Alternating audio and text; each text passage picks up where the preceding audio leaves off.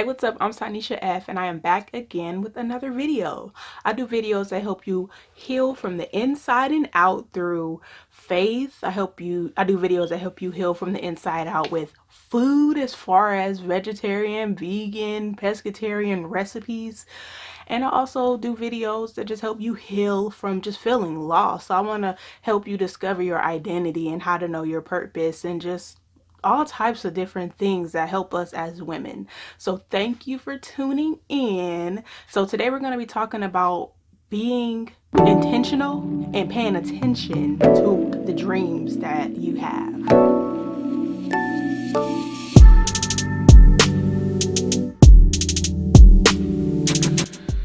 So what's up, y'all? Okay, so we're talking about dreams. So if I'm looking down, it's because I'm looking at the Bible, because I need some Bible verses to go along with this video, because I don't want to make it seem like I know everything, because I don't. But I have learned, I'm not gonna say I have learned some things, about dreams. I have been dreaming all my life, having all types of dreams, and some of them I used to think some of them didn't matter. I used to think that some of them did, but I just didn't know what to do with them. So I want to just take you into the understanding that dreams mean something completely. So there are 3 different types of dreams that you can have. I'm going to be looking at some notes that I took, so just know I have to look because I don't remember things. So you'll have dreams from God, you'll have dreams from your soul, and then you'll have dreams from Satan, which is the devil.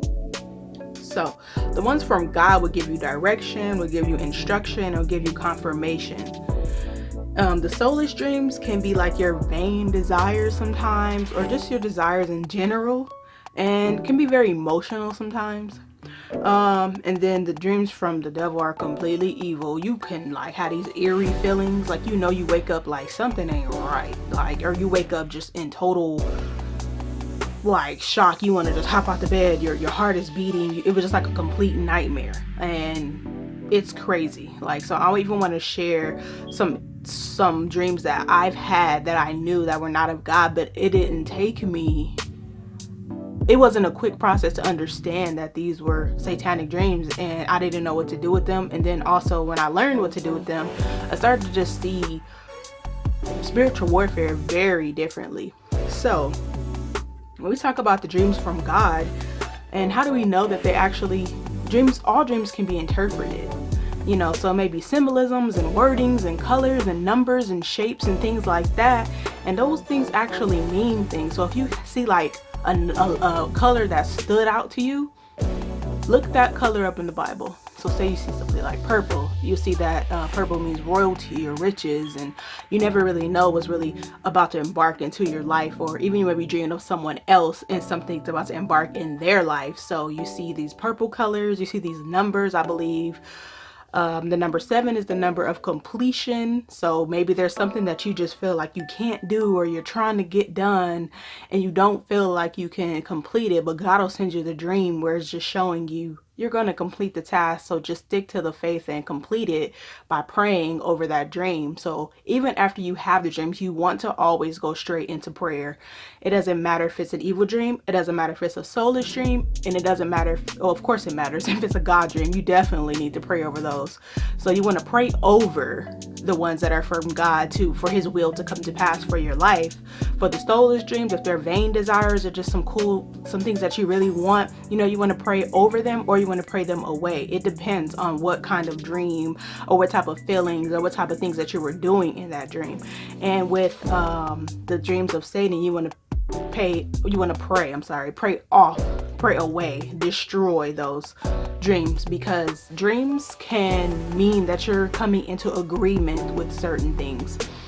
Even though you may be fully fledged celibate, right, for years, you may have had a dream that you committed fornication with a person, or some type of person you never met, or this type of being.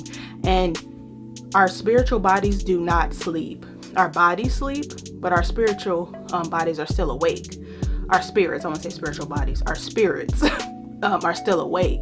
So Satan will use that to his advantage. So when we're actually dreaming, we think that, oh, we're cut off to the world. This stuff doesn't mean nothing. I'm not committing fornication, but you literally are committing fornication in the spirit. And whatever happens in the spirit will manifest in the natural. So everything that has ever happened in life has happened in the spirit first, in the spiritual realm first, and then it manifests into the natural. So when we're saying God gives us direction, he's manifesting those things in the spirit. This is what you need to do. So act on these things so they can go forth. So when you're seeking first the kingdom of heaven and all his righteousness, so along with the blessings of God, you want to make sure that you're living according to his will and in his will, then the things will manifest. But you can't have a dream from God and then you go out here and you do all this crazy stuff to try to manipulate the word that he gave you so you can get it faster, or you just are in sin. Then I don't believe that those things will manifest in the way that the Lord wants them to manifest for you. So with that being said, I want to share a scripture about Joseph and how he had a dream and how things actually manifested.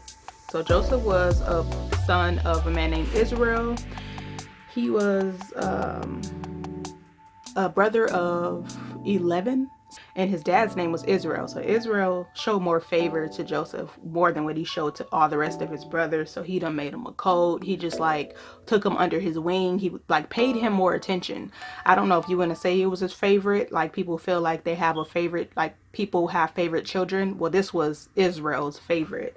So Joseph would have these dreams, and him being a child, you know, and just being a kid and just optimistic and open to what, you know, God showed him, you know, Joseph had a dream, and this is in Genesis 37:3, and it talks about his dream. And here's verse 4. It says, "And when his brethren saw that their father loved him more than all his brethren, they hated him and could not speak peaceably unto him." So his brothers were jealous because he was the favorite. And here's verse 5. "And Joseph dreamed a dream, and he told his brethren. They hated him yet the more. And he said unto them, Hear, I pray you, this dream which I have dreamed." So this is the dream that he had. "For behold, we were binding sheaves in the field, and lo, my sheaf arose and also stood upright. And behold, your sheaves stood around about and made obeisance to my sheaf." Okay, I can't read clearly. "And his brethren said to him, Shalt thou indeed reign over us? Or shalt thou have dominion over us? And they hated him yet the more for his dreams and for his words." So Joseph had the dream. He just went to his brothers like, "Y'all, check this out. Like, you know, this is the dream I had." So a sheaf is like a bundle of stock. So that's what a sheaf is. So basically in his dream, his sheaf, let me look at it again. I'm gonna exit it. Okay, so it says, we were binding sheep. So they were gathering this grain in the field, and his sheaf arose and stood upright. So it grew, and their sheaves just stood round about and made obeisance to my sheaf. So let me reread it one more time. I just want y'all to understand it, because I mean, when you don't understand scripture, just look it up in Google, because that's exactly what I do every time. And I done read this scripture over and over again, and I still forget what some of these words mean. So use your Google. Okay, so it says, so the stock that he was carrying, and theirs next to his made obeisance to his sheaf. So that means that it was paying respect unto his sheaf. So they were basically like bowing down or just paying respect. And this is what his brothers said. His brothers said to him, "Shalt thou indeed reign over us, or shalt thou indeed have dominion over us?" And they hated him yet the more for his dreams and for his words. So if I came to somebody telling them about a dream, and they just literally understood what that dream meant and was mad about it, not even understanding that if they would have collaborated, it would have been ever the more a great experience, because he didn't understand his dream. He just was telling it as a normal person would do when you're kind of excited and you think you can go to your family to tell them about this, right? But he wasn't, and they were able to interpret the dream. So all of your dreams can be interpreted, I believe. Like whether it's a soulish dream, if it's something just soulish, like you doing something or whatever, and it's like you know, that's probably something deep down that you want, but it's just like, all right, it's not really that much significance in my life right now, but it still can be interpreted. Maybe there's some things I need to just get back on focus, you know. My focus might be off, and that's probably just a part of it or whatever, you know. But like, his brothers were able to interpret that dream, right? So let's see how it actually manifested in this in the natural. So that's the spirit. He had the dream. They were able to interpret it, which was a gift that they actually had. Instead of hating on their brother because they was jealous, they would realize that they actually had gifts to interpret dreams. So they could have been all over the world probably making money, or I don't know what they could have did with that gift. Like, I don't know. But instead of hating on their brother, first I'm gonna show you what they did to him, and then I'll show you how it manifests into the natural. Oh wait, I'm gonna go back because there's actually another dream that Joseph had. So he dreamed yet another dream and told it to his brothers and said, behold, I have dreamed a dream more. And behold, the sun and the moon and the 11 stars made obeisance to me. So that means the sun, the moon, and 11 stars bowed down to him, respected him, paid homage to him. And this time his father was able to interpret it and said, and he told it to his father and to his brethren. And his father rebuked him and said unto him, what is this dream that thou hast dreamed? Shall I and thy mother and thy brethren indeed come down to bow ourselves to you and to the earth? So his father was able to interpret it, and his father was just confused. His father didn't hate him because, remember, it was his favorite, but he was confused too. Like, what's going on really? Like, so you saying me and your mama and your brothers finna bow down to you? So Joseph was still lost. Like, I'm just telling you guys the dream. I didn't know that this is what this mean. But even then, it's kind of hard, especially for people who do dream a lot and we go to people that are closest to us. But some people can genuinely hate on you because they feel, oh, why you seeing all this and I don't get to see it, you know? So it might be some form of hate there. And then there's some people who just genuinely don't understand. So you just feel like, what do I do with these dreams? And people just tell you like, oh, it's nothing. Maybe you watched a movie or maybe you ate something, so now you're dreaming these dreams. But you know it's like something deeper to what it means to these dreams. So I just want to actually encourage you to really seek the Lord in your process of dreaming, especially when they're very vivid. Even if they're like dark and crazy, like we don't even watch half of the scary movies out. You barely even watch scary movies as it is, but you're having these dark, crazy dreams.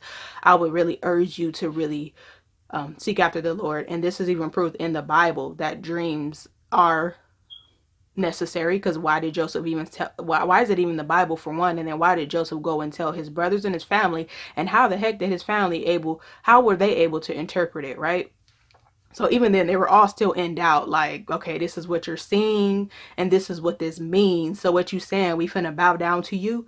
No, we're not. Or at least they thought that's what they wasn't gonna do. But as I've stated, things happen in the spirit first before they manifest in the natural. So let me take you to first what these haters did to him, and then I'll take you into how it actually did manifest in the word. So Joseph, another day, they went and he was looking for his brothers. They were out in the field and he was by himself. So he went to go get his brothers because, you know, he asked somebody like, have you seen my brothers? And he told them where they were. So he went to go get them or go join them, whatever they was doing. So when they saw him afar off, this is verse 18, chapter 37 in Genesis. And when they saw him afar off, even before he came near unto them, they conspired against him to slay him. And they said one to another, behold, the dreamer cometh. Come now, therefore, and let us slay him and cast him into some pit. And we will say some evil beast has devoured him. So they conspiring against him. They really just was mad. But Reuben heard it, which is one of his brothers, and he delivered him out of their hands and said, let us not kill him. And it came to pass when Joseph was coming to his brothers that they stripped Joseph out of his coat, the coat that his daddy made for him. And they took him and cast him into a pit, and the pit was empty. There was no water in it. And they said, come, let us sell him to the Ishmaelites. This is verse 27. And let not our hand be upon him, for he is our brother and our flesh. And his brothers were content. So they basically sold him into slavery. because of the jealousy that they had over him. And I guess first of all, their daddy already showed favoritism, and then he having dreams like, oh no, you finna get rid of him. And they got rid of him. So Joseph was in slavery for a while. So in chapter 39, verse 2, in verse 1 and 2, it says, Joseph was brought down to Egypt, and to Potiphar, an officer of Pharaoh, captain of the guard, an Egyptian, bought him of the hands of the Ishmaelites, which had brought him down there.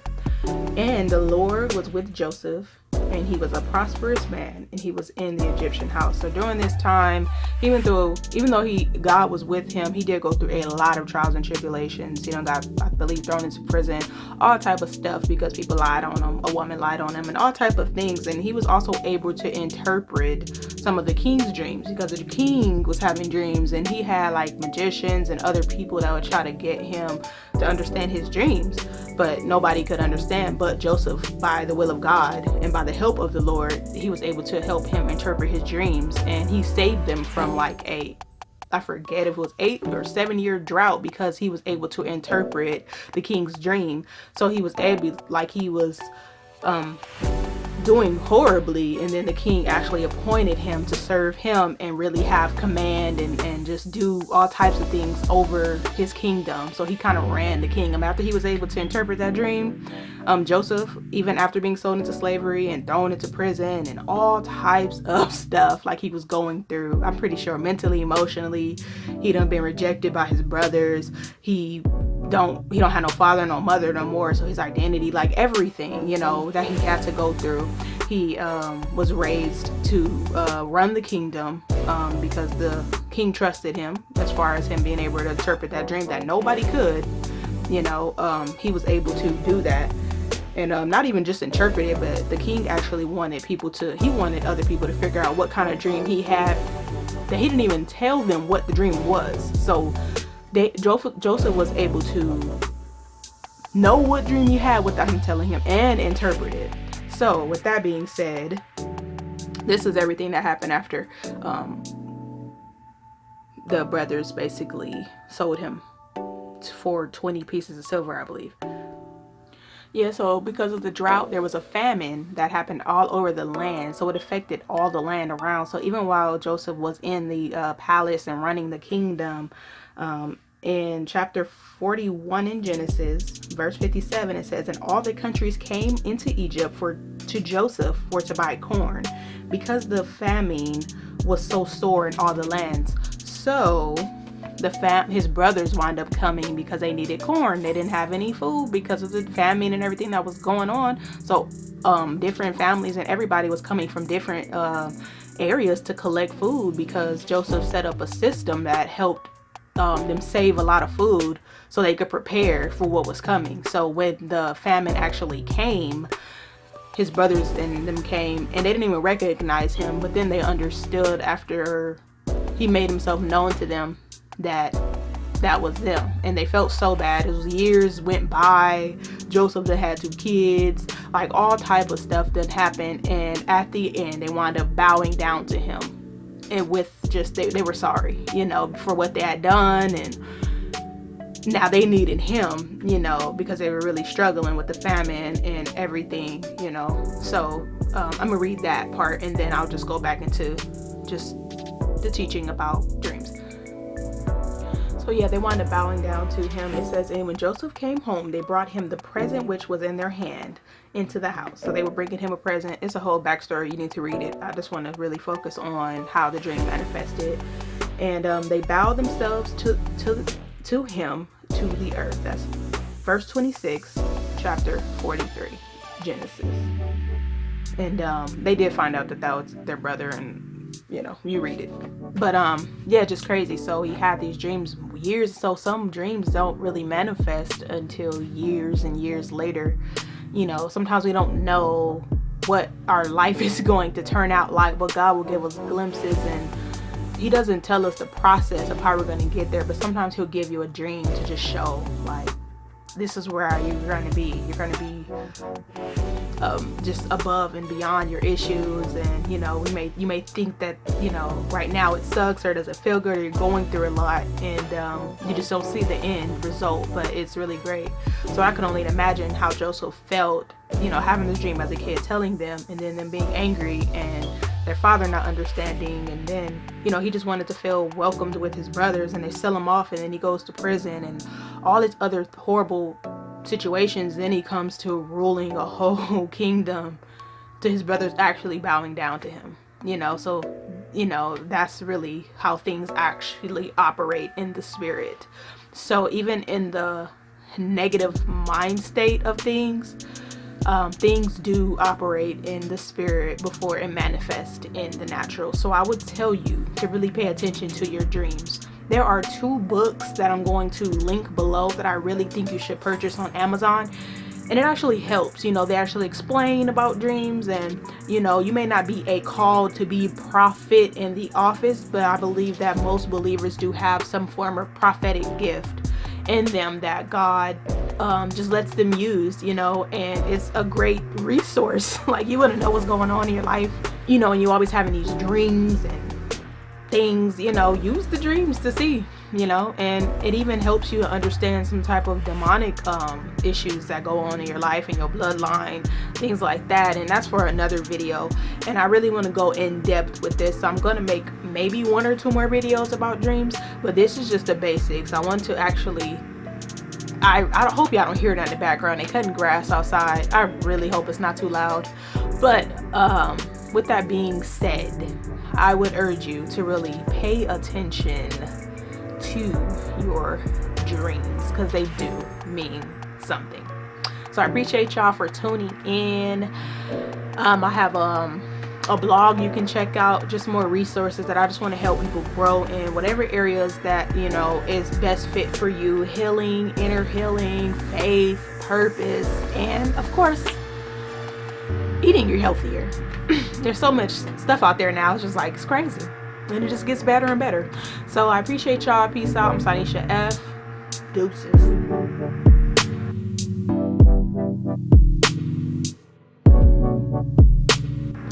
Oh, and I will link below, just check in the description box, of some types of dreams that I had and how I had learned. So my experiences and learning that I actually can dream dreams and see them manifest, or I can destroy them when it comes from Satan. And, you know, I just want to teach you guys that. So it might be another video link, but if it is not, check back, because I'm definitely, that's my next video, and I will be linking it below. So peace out, y'all.